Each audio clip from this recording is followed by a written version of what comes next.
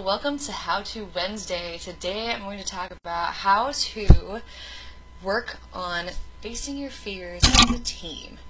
Based on Patty Gasso's talk last year at convention, I believe the topic was the power of empowerment. So let's get started. I'm going to bring up a little infographic for you. Here we go. So, facing your fears together, I've got 4 ideas for you. So the first one is ropes courses. So if you haven't done a ropes course before, you need to check them out. They've got low and high options, typically at every location, and it brings in the element of physical fear where you're afraid of falling. And there are activities where you need to do with a partner, with other teammates. It's a really good team building activity.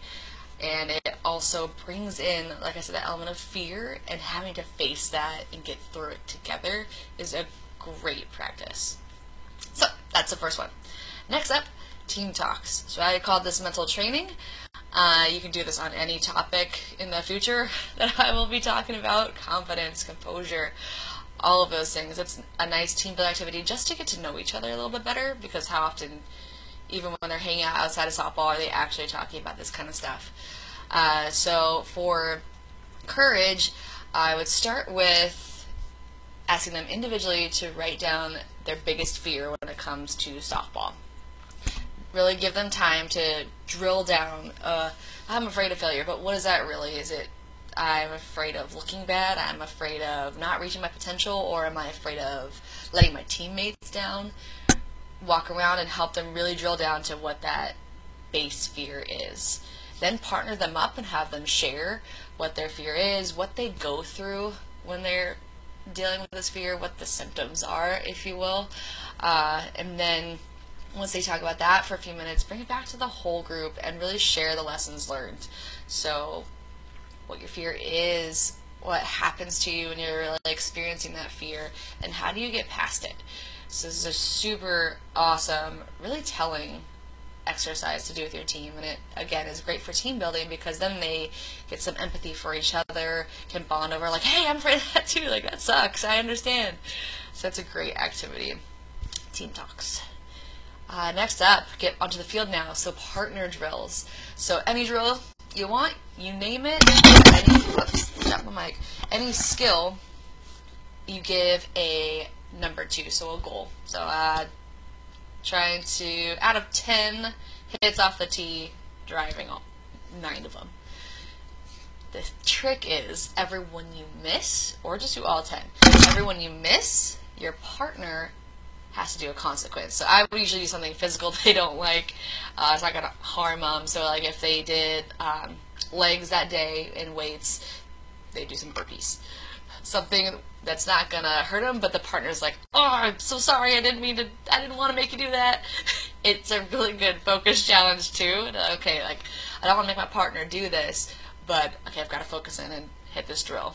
And then they flip-flop and do the same thing. So I did it across all stations. Usually with hitting was the easiest to do. We can do it with defense and pitching too.